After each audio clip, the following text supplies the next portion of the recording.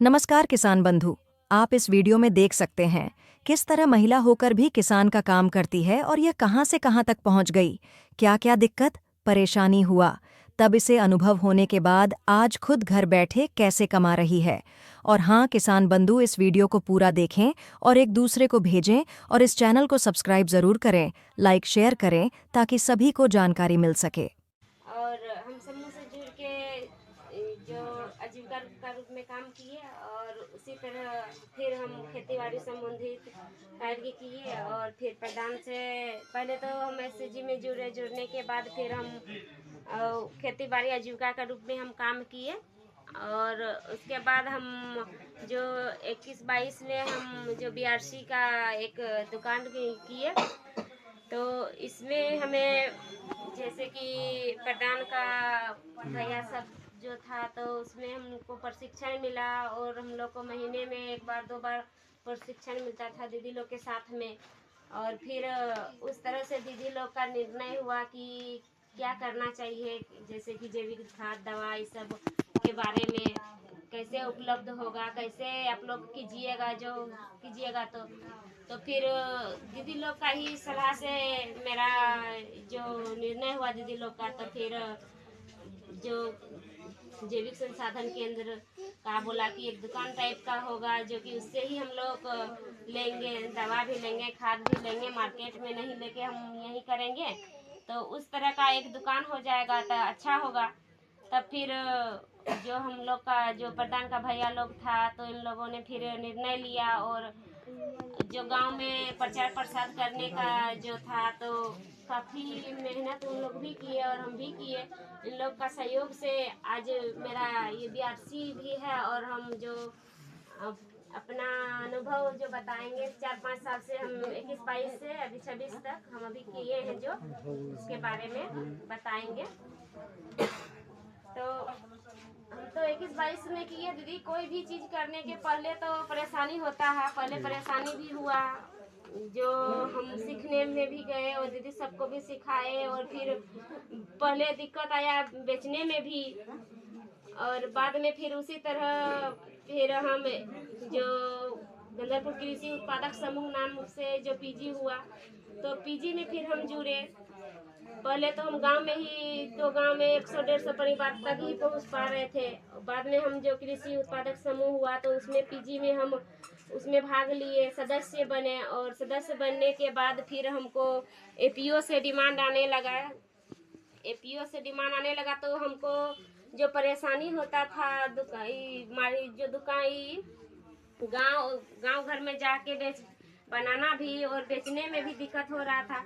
तो वो चीज़ अब दिक्कत नहीं हो रहा है, जो एपीओ के माध्यम से ही हम बेच रहे हैं। उसमें मेरा डिमांड आता है कि दीदी आपको जैसे कि 100 लीटर अग्नि अस्त्र बनाना है, ब्रह्मास्त्र बनाना है या सुपर कंपोस्ट बनाना है, तो 1-2 दिन पहले ही हमें डिमांड आ जाता है तो फिर हम उस हिसाब से बना के एपीओ में ही देते हैं। तो अभी हमें दिक्कत नहीं हो रहा है, पहले बहुत दिक्कत हो रहा था।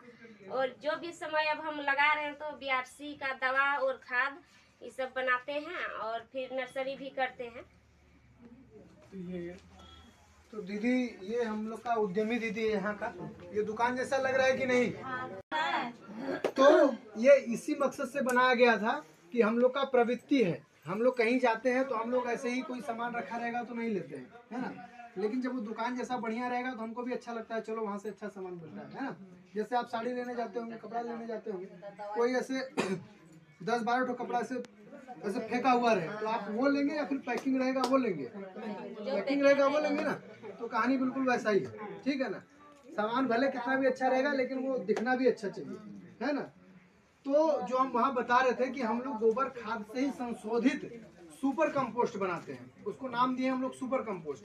मतलब वो गोबर खाद नहीं है, गोबर खाद में बहुत सारा 3-4 प्रकार का दवाई डाला जाता है ना। वो केमिकल नहीं है, वो ऑर्गेनिक दवाई रहता है ना, प्राकृतिक वाला ही दवाई रहता है। उसके बाद उसको किस तरीके से बनाया जाता है ना, और उसका जो प्रोडक्ट है बनाया कैसे जाता है वो वहाँ देख लेंगे। उसका प्रोडक्ट क्या क्या है, मतलब अगर आपको यूरिया डीएपी और जो है तमाम प्रकार का दवाई जो आप लाते हैं वो नहीं देना है तो उसके उसके बदल में क्या देना है। जैसे ये है हमारा, ठीक है ना, ये खाद, ये देख पा रहे हैं आप लोग, क्या लिखा है? प्राण शक्ति। प्राण शक्ति, ये प्राण शक्ति ब्रांड है, बेसिकली ब्रांड हम लोग रखे हैं। ये पूरे झारखंड में जितना भी हम लोग प्रमोट कर रहे हैं लगभग ऐसे ही है। तो आप इसमें अगर देखिएगा ना तो ये खाद है, ठीक है ना, ऐसे दिखाई नहीं दे रहा है ठीक से, लेकिन ये खाद है, ठीक है ना। अगर आप इसको उठाइएगा तो बहुत हल्का लगेगा, पकड़िए, हम तो पकड़े ही हैं, आप लोग भी पकड़िए। आप लोग लीजिए ना दीदी, लेकर देखना पड़ेगा, बहुत हल्का है। ठीक है ना। तो ये बिल्कुल ना ये चाय पत्ती जैसा बनता है। और ये बनता कैसे है, वहाँ पे हम लोग देखेंगे कि गोबर खाद में केचुआ मिलाते हैं हम लोग, है ना, केचुआ मिलाते हैं। और वो केचुआ बहुत अच्छे तरीके से 50-60 दिन लगता है और एकदम बढ़िया चाय का दाना जैसा खाद बनाता है। वो होता है बेस, मतलब वो खाद बन जाता है लेकिन उसमें कुछ ज़्यादा कम पौष्टिक रहता है ना। तो उसके लिए हम लोग 4 प्रकार का और भी चीज़ें मिलाते हैं उसमें, है ना, ट्राइकोडर्मा, सूडोमोनास, माइकोराइजा, एनपीके, ताकि उसमें जो ज़मीन में अलग अलग प्रकार का न्यूट्रिशन चाहिए, पोषण चाहिए, वो इसमें मिला रहे, है ना।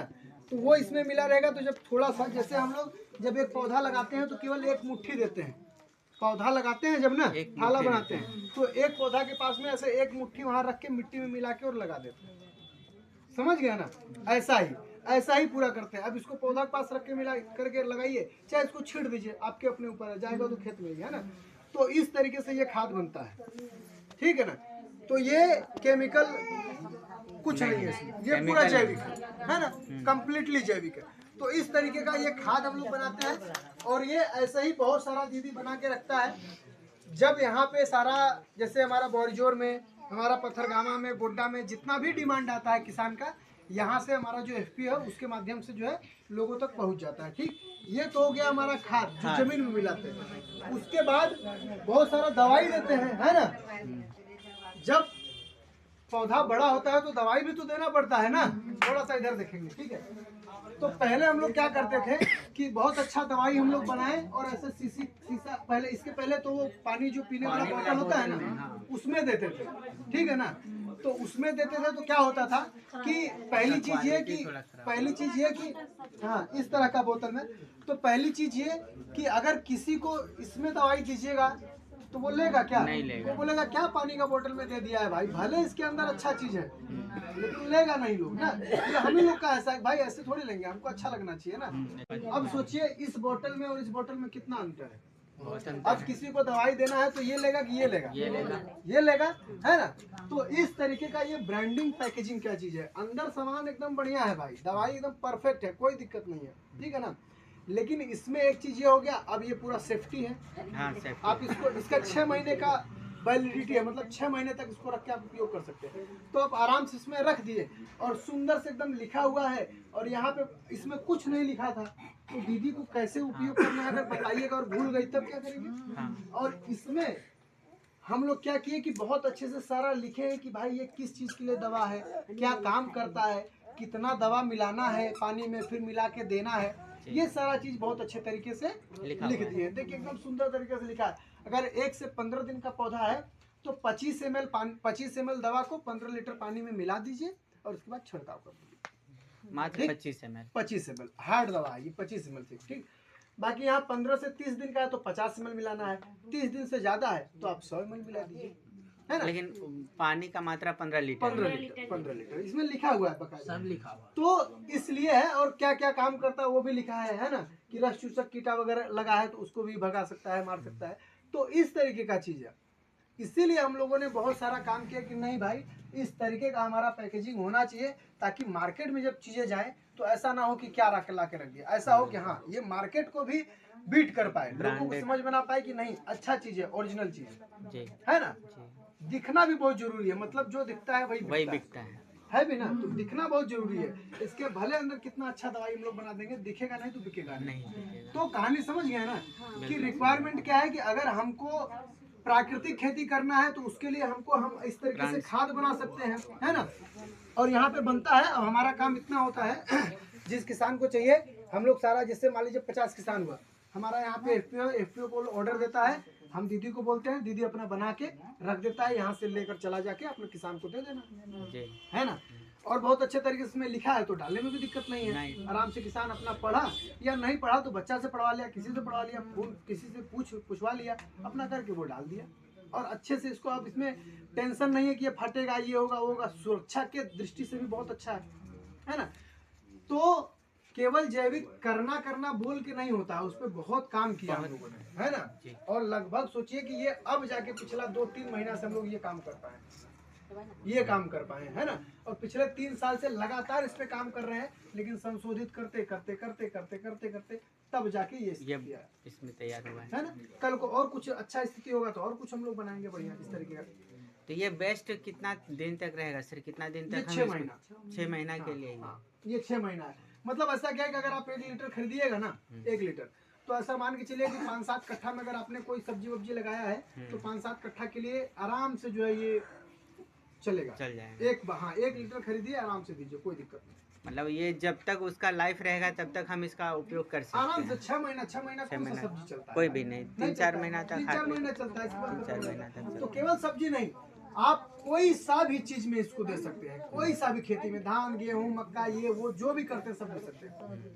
एक प्रकार से मानिए कि ये अंग्रेजी दवा नहीं है, ये है आयुर्वेद का नुकसान नहीं होता है ना, वैसा ही है।